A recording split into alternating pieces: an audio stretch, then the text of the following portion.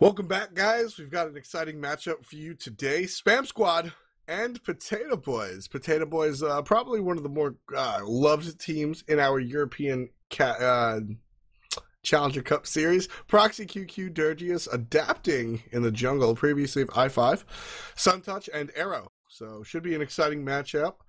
Bans are out. Spam Squad's gonna ban Geb. Yeah, Geb will be the first ban coming out from the Spam Squad with first pick, but you know, you're right, the Potato Boys are generally one of the most loved teams in the Challenger scene. They've got great players in the likes of Proxy, Suntouch, Adapting, Arrow. Their support, though, well, you know, you don't often cast Europe with us, but me and Hindu Man, we tell it how it is. Dirgy is just consistently worst player on the team. Okay. That's true. Okay. I highly recommend everyone in chat, if you got a Twitter, tweet at Dirgius K. Just, he loves it.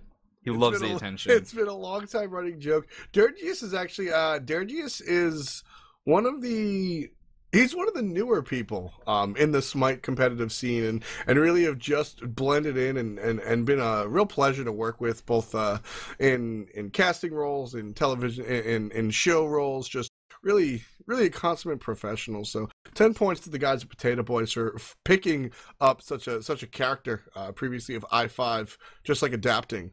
Bans are out. Spam Squad's gonna pick out that new WA that we saw first pick one more time. Kret, I really don't like it as first pick. Don't think it's really needed as first pick. Right. Teams are doing it anyway. It's very good. I see it, but I think that I think you're better off with different choices. Ram and Thor are going to be picked up on the right side. Yeah, so here's the perfect example of I think what you're trying to get at.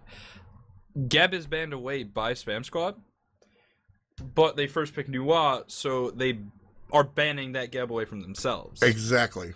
So while they don't have to deal with a Geb on the enemy team, Potato Boys get Athena, and no, I'm sorry, Spam Squad are able to get Athena because Potato Boys will not prioritize a carry role. But hypothetically, they could have, is the thing. A lot of other teams that don't have Dirgius on them would have taken Athena there. That said, Dirgius is a very strong support player. He's one of the hardest working players in Smite, in my opinion. And he plays Kumba every game. He plays a lot of lower tier Guardians, and that's one of the good things about being one of those people. We sort of criticized Sausage last match for picking up that Vulcan, and in one way, shape, or form, sort of painted all Vulcan players with a wide paintbrush, saying, you know, having a pet character. That's kind of a good thing if it actually works. Yeah. Sergius feels that way about Kumba and Kabrakan to a lesser extent. So to a less viable extent. He loves them just as much. To a less viable extent. But when you value a character low like that, the Pretty Prime, for example, with his Vulcan, Gnaw with his Vulcan occasionally will get a ban, you can eke out a almost wasted ban because I'm good at this low tier character. You ban it, I'll just pick a higher tier character. So it's sort of a win-win situation to really master some of those lesser picked gods. We take a look at the Spam Squad. I love the Nemesis pick, Kret. Nemesis just, it's going to work out. Thor's got to build tanky. I love the Nemesis choice. Zeus hovered on for probably the solo lane because Arrow is literally Agni. And Proxy is still Proxy, but you know, it's going to be, he's going to hover on the Shibalanki. It's going to lock in. Shibalanki and Proxy. Proxy's basically been playing Shibalanki in places where you're not supposed to play Shibalanki for forever. Yeah, we're going to see the Shibalanki solo. Jungle. No, solo. Because Adapting is the jungler. But it's the same thing. Proxy just plays Shibalanki.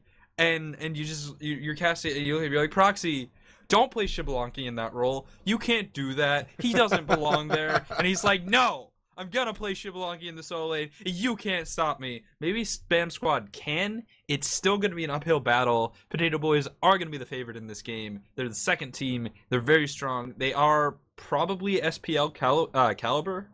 I think they could compete with Coast. And And online SK, not LAN SK. LAN SK is insane. Online SK, maybe they could compete. It's going to be an uphill battle, but I think Spam Squad also has the tools to win. Spam Squad has an ideal roster, Cret. They have 2 globals, and independent of the globals, Apollo and Athena are 3 fantastic characters. 3 globals with Nuwa. They've got Ra, one of the best solo, just one of the best mages in the game. We'll see where Nuwa and Ra wind up. Nemesis, great character in and of herself. Going to be fantastic against a tank, obviously. And a Thor who is forced to build a little more bruiser-like. Spam Squad has a fantastic lineup. Potato Boys really relying on their individual skill here to take them to the next level. Going for their comfort pet picks. Shibalonki, we mentioned before. Unfortunately, we'll talk about it more during the broadcast. Stay tuned for some crazy action between these 2 food-oriented teams. We'll be back soon. Hey, everyone, and welcome back to the round. All right, I'm done. No dry bear. Potato Boys versus Spam Squad is going to be our next round matchup. We're moving into the round of 8, if I'm not mistaken. We have a nice food fight for you guys right here. Spam Squad going to be made up by DayZetti, that support Athena, going to be laning with Perty, the Apollo. Such a strong lane. Tomati, it's going to be in the solo or mid lane, still undecided, along with X Frosty on that Ra, but Nemesis will definitely be in the jungle. Now, on the other side, you've got a more interesting team composition. Suntouch playing that duo lane Hunter as Rama. Proxy playing that solo lane Hunter is Shibalonki. In the jungle, it's adapting on Thor. We've seen that before, along with Arrow on your mid lane Agni. That's basically his character. And Durgius on the support Kumakarna. I'm excited to see this Shibalonki workout, actually. He's starting off with a throwing dagger, which is golden bow. This is a really good start. I was almost questioning if he would start Odysseus's bow, correct? You know, I mean, the thing is, I wouldn't hate it, but I think throwing dagger is more immediate clear. It's more reliable. And he's going to be up against either Ra or Nuwa.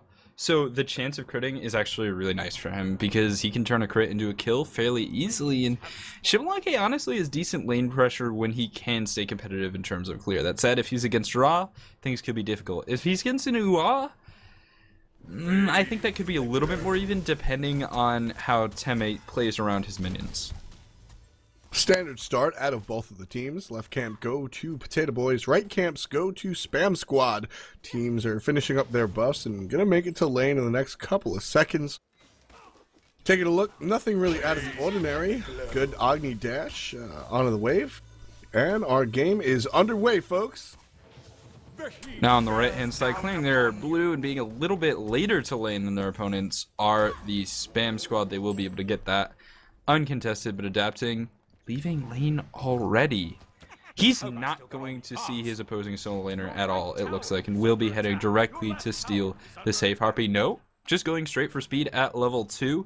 Does have Hog rank 2, so should be able to solo this without too much difficulty as, well, his Hogs can come back up in 5 seconds. Good play from adapting. That is, exact. Yes, just extremely exact. Gonna go ahead and pick up that speed buff. This is one of the earliest camp speed buff invades we see. We see Aduro's team do this every single time. Aduro rotates from the mid, throws an ability over the wall, clears that speed buff. But that's usually about 10 more seconds in. This was the quickest speed clear we've seen just yet from the invaders.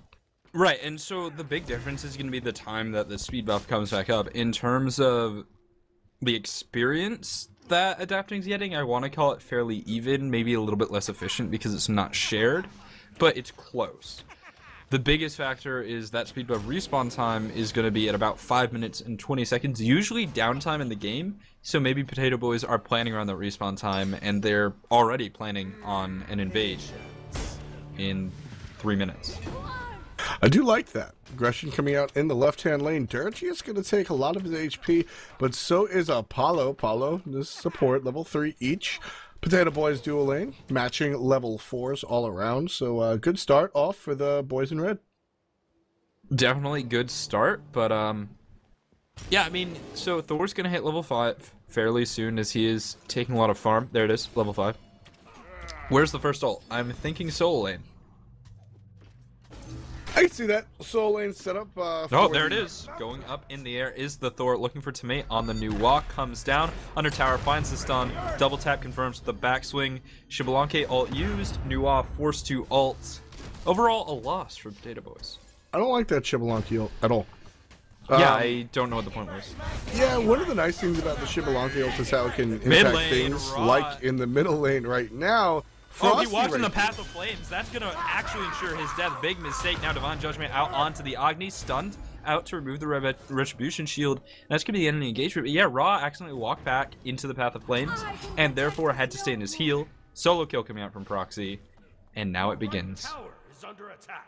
Proxy's got 1 stack on that passive already. That's going to be great. Left camps go to Potato Boys. Right camps, did you see who those went to, Cret? Potato Boys. So Potato Boys get the both mid camps for the second round this time around. It's going to be good for them, leading by 1,600 gold already. Just barely 3 minutes into this match.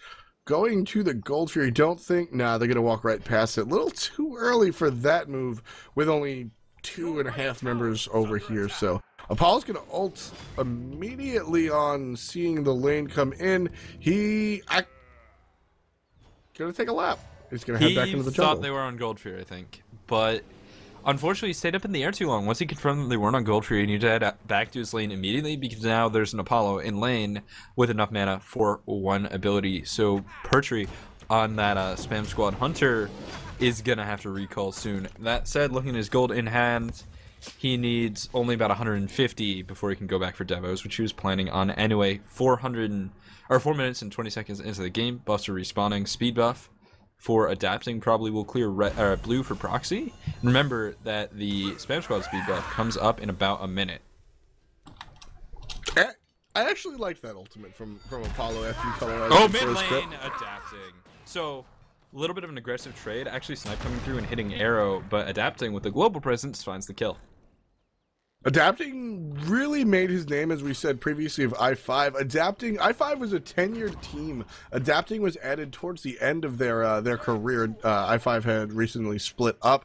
Adapting came out and sort of brought more new life into the i5 crew. We saw them perform very well, really promising in the beginning, not winning anything, not good enough to win anything, but just showing a lot of promise. They gradually got better. Lost their jungler iRaffer and wound up picking up Adapting, and Adapting performed lights out. Unfortunately, that team dissolved before it could really go anywhere and found a home in Potato Boys. And 5.5 minutes in, 2 kills already, really showing just what he is as a jungler. One of the most important things that make you into a transcendent jungler is unpredictability and doing things that other people don't. When you subscribe to the prescription of solo lane till level 4, hit this camp, gank solo lane, gank middle lane, it becomes predictable and your entire relevancy as a jungler is put on the line. Adapting, kind of doing the opposite and doing very well. So let's talk about the Shibalanke solo lane. What Proxy is doing here, he doesn't need to use his abilities to clear because of that throwing dagger and because of the bullets when he chooses to use them. He's just going to be using his Rising Jaguar Poison Darts combo and poking Tomate forever. Tomate looks like he's rushing either a Chronos Pendant or a Rod of Tahuti before boots. And either way, that's going to make a laning phase very weak. No boots to reposition. The item is incredibly expensive, whatever he's going, and it's not a clean build. Rank 1 is rather weak, rank 2 is rather expensive, so we'll see what he does end up going for when he looks to finish that item. Shibalanke ult for the middle lane. Now it's on arrow to get the kills. Frosty taking a lot of poke, not enough damage. Left Dirty lane is here. Suntouch gets the solo kill in the front lane. Still going on in this mid lane, and Frosty's going to re-engage. Good damage on the Dirty is forced into the root. And Frosty's actually going to be all right. This is going better for Spam Squad than Potato Boys really anticipated in the middle lane, so they're just going to play it safe, back off, maybe get some experience from the red buff. That Shibalanke ult was really nicely timed because Potato Boys went aggressive in every lane. There's a Thor gank onto the duo lane. There is the the support and mid fighting in middle and getting some decent damage. And Xbalanque is diving tower now, looking for Nua, who will go up in the air. Proxy actually might die here. He desperately needs to lifesteal off of these creeps, but Nemesis coming around, that's going to be the kill as Agni finds a solo kill onto Ra in the left jungle. So Xbalanque, we sort of poked fun at it in the solo lane, sort of a pet character for Proxy QQ, has done unconventional things with him in the past. Yeah. Out of all the unconventional things to do with Xbalanque, I actually think solo lane is very nice. Xbalanque is one of the best late game hunters. If you ever play competitive arena, Xbalanque is the best choice.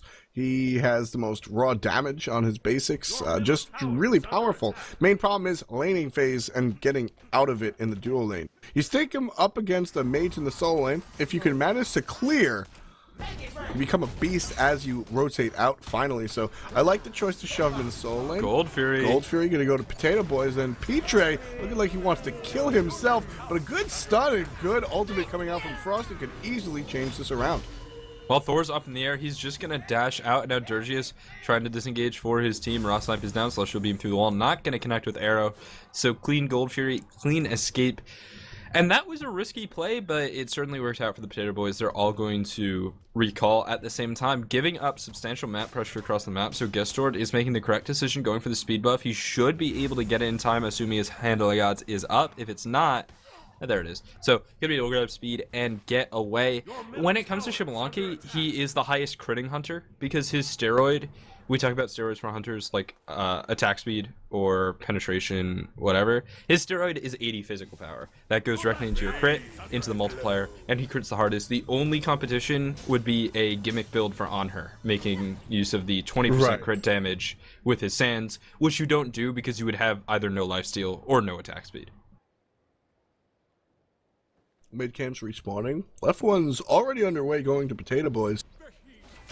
Right one's Spam Squad looks to be in good positioning for adapting, taking a 2-on-1, getting very low. He's gonna Moniers out of there. Trying to catch up is the double dash Nemesis, but he should be relatively safe. No harm, no foul. Spam Squad picks up the right. They are tending to this deficit pretty well, Kret. They're handling the smaller skirmishes really well. We saw them just perform decently in the middle lane before. Take care of Xbalanque in the right-hand side and get the right objectives after it, that speed buff, invade, etc. So, despite the fact that they lost that Gold Fury, it was good choice, good decision-making out from Spam Squad. Yeah, nice decision-making there in the dual lane. Currently, Pertree has control. Suntouch stayed in lane a little bit too long, and over time, his health and his mana dropped down a little bit low in mid lane. Arrow forced to dash, gonna turn some damage back onto Gestord, but uncharacteristically misses a meteor, and it was just one of those situations where you just completely miss. You're like, wow, did I really just do that? But it happens, and honestly, it was just for a poke. It wouldn't have been able to turn into any kills, and the solo lane proxy is farming away. Level 13, and looking at going into either a Heartseeker or Transcendence. My money's on Transcendence, because that means he can use his passive forever. Transcendence is one. Sort of like Uller, in the sense that you want max damage, as ultimate is popped from Xbalanque to set up that middle lane escape. But it's also so that you could forget about mana. That's definitely something that Xbalanque wants to do as a very mana-hungry god. Dirgy is invading the back Harpies for Spam Squad. Actually gets away with it. So. Now in the middle lane, damage out onto the Ra. Able to juke out a lot so far. Will receive Defender Olympus, and looks like the call Disengage is going to come out from the Potato Boys. Now re-engaging Epic Uppercut. That should be a kill. Dirgius gets it, knocking back the Athena with the landing strike from the Epic Uppercut. And they're going to be able to find Ra, get that kill. Athena now looking to defend tower. Dirgius wants this, but support versus support is... Oh, he really wants it. That's over-aggressive. Dirgy is going to get pulled back into the tower. Divine Judgment is available. Suntouch finds the solo kill, and Adapting is going to show up as well. You know, we haven't really gotten a chance to see these Suntouch kills, and that is... Honestly, it says less to do with our broadcast team and more to do with how Potato Boys is working. And I want to highlight this for you guys. Arrow gets the kill onto Gestord in the middle lane. Just so much damage coming out from Potato Boys. But so take a look at this. Suntouch is engaging onto his enemy Hunter when Spam Squad has to be involved otherwise, which does two things. One, it muddies up comms. Suntouch can take on the 1v1, which means he doesn't really need to concern his team with it. Spam Squad's Hunter is in a little bit of trouble, needs to ask for help, but there's already a fight going on. Adapting, trying to make this happen again, dives into the tower with a bad knockup, and he's gonna die, but he will take out X Frosty before that happens. Trying to get the kill onto Athena is Agni. Arrow's gonna run away, dashes down. X Frosty trying to get in range for the slow. Gets the Celestial Beam, should be slowed out. Here comes Dirgius. Gets a sleep onto the Ra, and that should be great. Good job from Dirgius coming out of nowhere to really provide that spacing. Kumkarna is one of the best disengaged characters in the game. He just provides so much spacing for his team, but a little bit of overaggression there. Adapting is going to go down, and so that actually could have given up mid camps. It won't. Instead, Gastor's going to go for the speed buff invade. That is, I believe, the second one in a row, so taking advantage of the lack of jungle pressure from a dead jungler. It's a 5k lead. It's not more than that. So Potato Boys are playing as if they're up 10k plus. They have to be careful here. Yes, but at the same time, at the 13-minute mark, 5k lead is a lot bigger than it would be in the late game. Of course. So you do have to account for that. It's a larger percentage lead. That said, they did get too big for their boots there. But this play on the Gold Fury, I think, is a little bit more level-headed. They're gonna find a ward. They're counter-warding, now engaging onto the Athena, stunned out of the dash. Second trance. Second try is the charm, but it's not going to be charming enough as Athena will get taken down. Divine Judgment coming through, big damage onto Arrow. He needs to find a way out. Will drop a bomb on his feet, but gets taken down by the Apollo. Now Suntouch not able to get the damage. Adapting comes back down as Nemesis dashes away. Suntouch trying to find the spacing. The snipe will not connect, and that's Dirgius with the disengage, but now Proxy is engaging, rotated over from the Soul, and he's got big damage from that Transcendence, which is so good when it's done. Dirgius blinks forward. Epic, or the throwback, actually, I think, interrupted before it connected. Nuwa will take a tower, but Proxy's rotation paid off because he got passive stacks, and that's super important for Shibalanki. 5 physical power per stack is a big deal. Love the play. He's also going to pick himself up a middle tower as well, Shibalanki being a hunter. Although here comes Spam Squad closing in from either side. Love the positioning coming out from the boys in blue. Gestored very, very low from that poison coming out from Proxy. That was a kill. Unfortunately, Proxy QQ is level 16 Shibalanki, right, so that's why it's not going to be one. Suntouch engaged in a 1v1, but it's not a 1v1 anymore. Great play coming out from the Athena, taunting Suntouch out of his role and just securing a kill off of the root into the shield wall. That is a very dead ROM, but it's okay because Proxy's also playing a hunter. You can't shut down them. Well, you could shut down them both, but Spam Squad haven't been able to. Gold Fury has been pulled, and Proxy is here to do that auto attack damage. In comes Nemesis looking for a target. Oh, no. Taking a look at the scoreboard. She doesn't have ultimate. Is going to get leashed. Follow with the backline. Going to pick up Adapting. That's a good kill. Adapting dying a little bit too much. 2 deaths. 2 deaths right now. Not dying a little bit too much just yet, but he is not... Petrie's going to go down right here due to the hand of Dirgius, but Adapting was off to a great start, and I think he's sort of wasting it at the moment. Yeah, I kind of agree. Dirgius could be in trouble on the left-hand side. Nice stun out from Arrow, big damage drop. Dirgius can try and get away. Snipe will not connect. Gets the groggy strike. Dirgius is going to fall asleep, but Suntouch is here to help him out.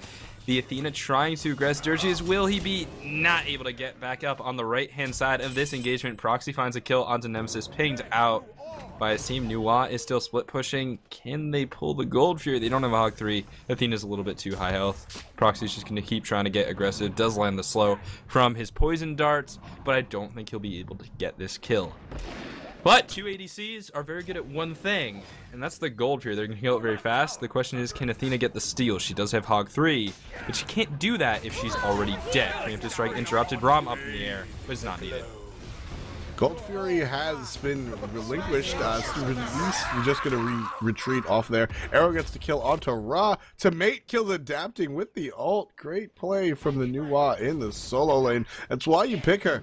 That's why Spam Squad has opted to go ahead first pick her. She's 2-1-3 at the moment, leading gold for her team, 8,300. You take a look at the Potato Boys. The only one ahead of her is Proxy. Granted, that's the enemy solo laner, so that's not a great look. But he's 4-1-3 crat. So this new WAP playing very, very well and buying the new item. Starting off Yeah. with Jade Mountain Helm. Most likely going to see the penetration, the more inexpensive one in my opinion. But there is the expensive option to void crits. I just don't think that's going to come out. The thing is, it's really expensive. You have to sit. Let's look at. Okay, yeah, it is going to be the Dynasty Plate Helm, the cheaper option. And the reason is, first of all, 15 pen is an amazing stat. 15 pen. I was talking to Kabam earlier today, and I looked at his Vulcan build. I was like, listen, you went cooldown boots, but if you went pen boots, you're going to increase the damage of all your abilities by 13% because he didn't have any pen in his build, and that actually changes once you get an Obsidian Shard and increases it even further. Flat pen is super valuable for mages, and with pen boots, taking 30 armor off your target is going to mean true damage on mages that don't build defense. So that's true damage on arrow, and think about that. True damage Nuwa ultimates. Yeah, that's very, very scary. Nuwa in the air one more time. More defensively this time. Proxy will gain the kill. Left-hand lane, a lot of damage coming out. Thor just missing the ultimate, but this Apollo's completely surrounded. Arrow's going to claim that kill on the Agni. That'll be the fourth kill for him. Slash line 4, 1, and 3 at the time. But yeah, going back to what you were saying, Kabam, known as off the team, mid laner for Vicious and Delicious, actually the number 2 seed overall in the North American Challenger Cup series. So definitely definitely a good source right there for that information. Penetration, such a misunderstood but extremely valuable stat in our game of Smite. What it comes down to is penetration is incredibly strong. People don't really understand that. So this is a pause coming out from Spanish Squad. They had a mouse problem. Someone's mouse it died or something, so they have to change the batteries.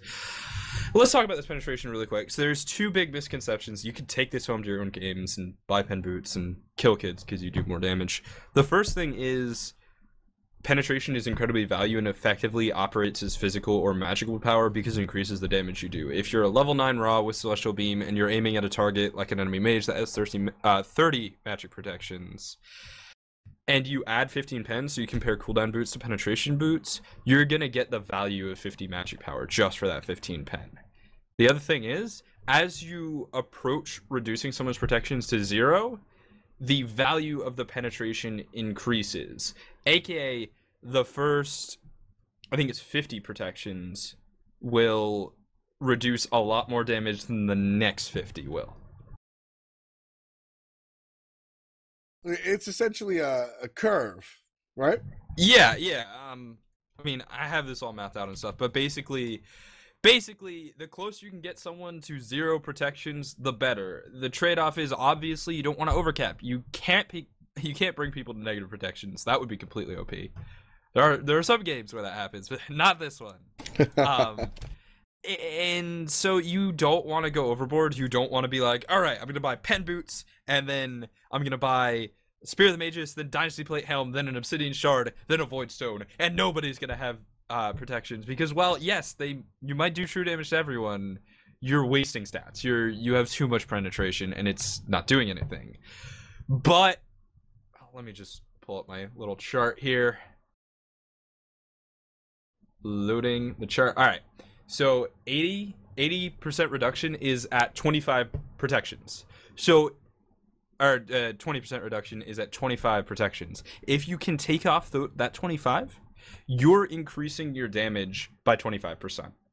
That is crazy. That's absolutely obscene. 25% damage is it brings a lot. And as we said, penetration is a misunderstood stat. It's also extremely hard to get on mages. You have a lot of options for the physical penetration. You've got Jotun's Wrath. It's everywhere. You've got a lot of items that just sort of passively provide penetrations.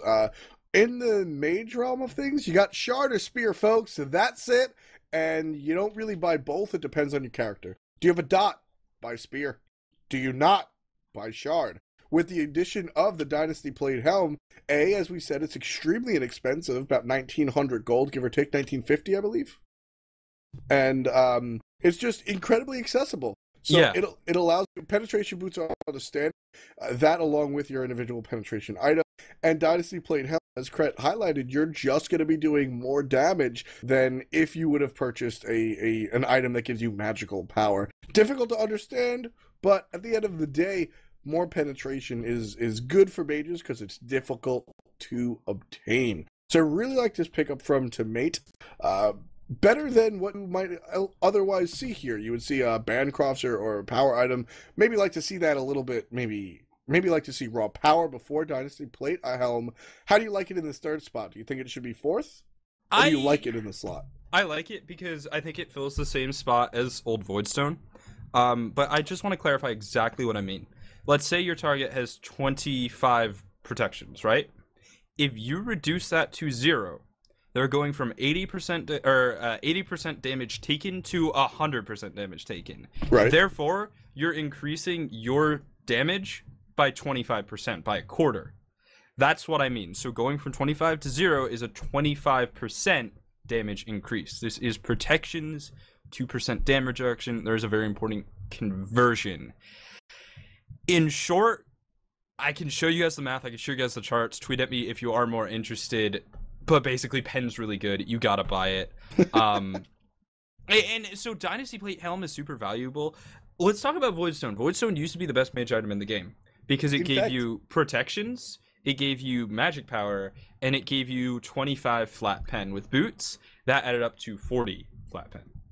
Focus Voidstone. Yeah. All right, let's talk about Focus Voidstone and the fact that it was just too good, and they removed it from the game, so then they introduced a new item sort of like Focused Voidstone. What's the difference, Kret, between the Focused Voidstone and the Dynasty Plate Helm? Why is this item suddenly okay? So, part of the difference is the fact that it's physical protection and not magical protection. So think of it in reverse, right? If removing the last little bit of protections is important, stacking up the first bit of protections is also important, right? It's most valuable when you're talking about the space between 50 and 0, the change in individual point of protection. And the thing is, mages don't have scaling magic protection. You start with 30, you get 30 for forever. Their physical protection will scale over time.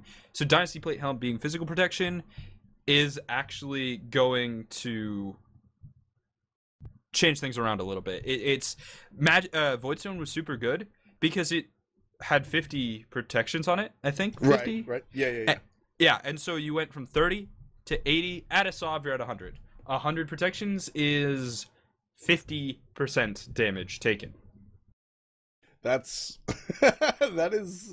Protections wind up being very just so complicated, but once you understand them, you can really harness the power of the true power of your abilities. And I guess the last thing I really want to touch upon in this penetration talk is the difference between items like Shard. As we can pause, Arrow has reconnected. Everybody's mouse is good.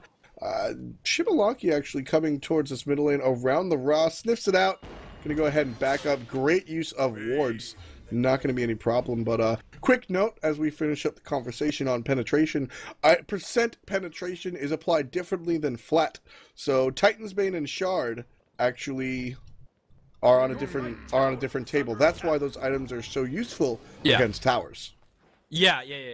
There's a lot of nuances to protections. I recommend reading Flairboot's Word of Thoth if you want to know more. I did also link my chart in chat if you guys are interested in that. But in short, penetration is good, especially on squishy targets. Gold Fury has been pulled. It will be contested, and looks like Nuwa Ultimate's going to come out. Thor coming down onto Athena, secures the backswing, taunts into a corner. That's going to be a locked-in Athena. What's the next target? It looks like Ra taken down by Proxy, rotating over very quick. Arrow forced to dash away, but he's going to be all right. And now Perchery trying to get out, but a 411 crit from Proxy. Nemesis trying to dive, but taken down as well.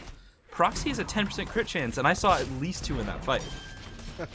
Proxy's on that Snoopy look right now, folks, just absolutely critting his face off, but a really good job coming out as well. It's not just the numbers, Kret. Proxy's just putting himself into situations that bode well for him to get those crits. 7 kills on the Mayan Hunter, and he's going to wind up with a fully stacked passive. It does cap out at 7, so that's going to be the max he can get. 35 physical power provided to him by that passive.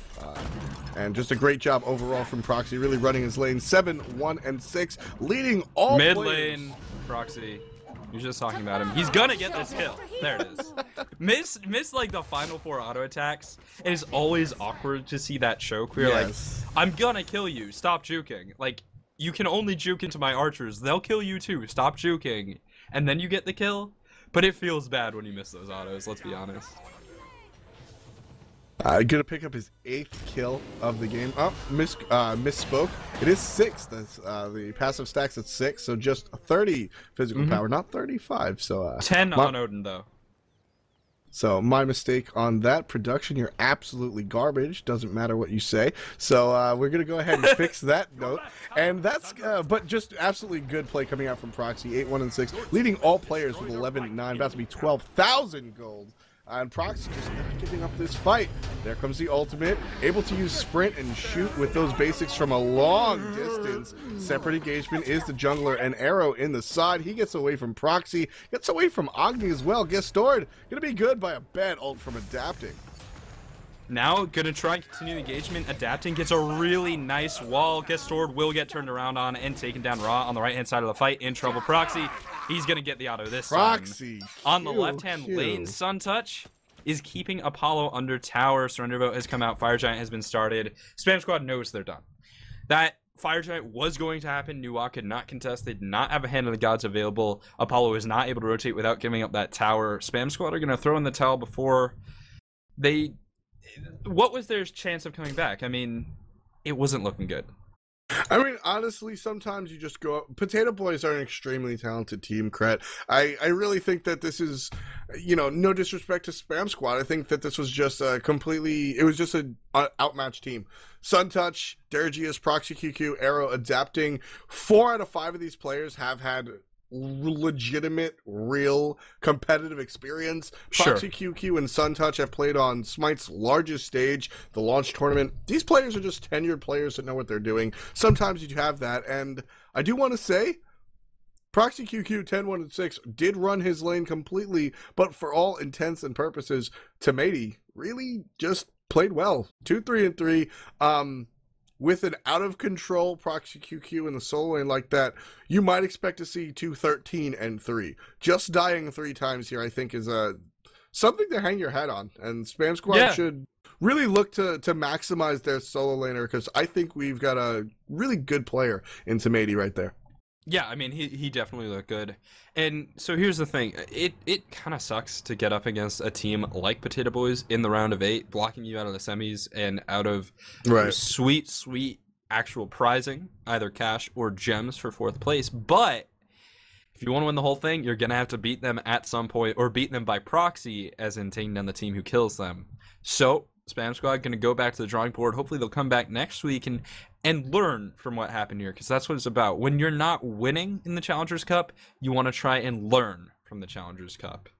Even if it's just, okay, we messed up our bans, we messed up our picks, let's not let them have this perfect composition, which in this case, you could argue maybe not letting Arrow have Agni is important, but I don't feel like you can ban out Dergius, I don't feel like you can ban out Proxy, and I don't feel like you can ban out Adapting. So maybe they should talk to Agilitas, who historically have had the Potato Boys number. They are peeling potatoes all day long. And we can actually check in with Agilitas for our next game. Nice. So we're going to take a look at Agilitas next game. And very good play coming out from Potato Boys, as we said. Good play for both teams, honestly, as I really want to highlight Tomati's play.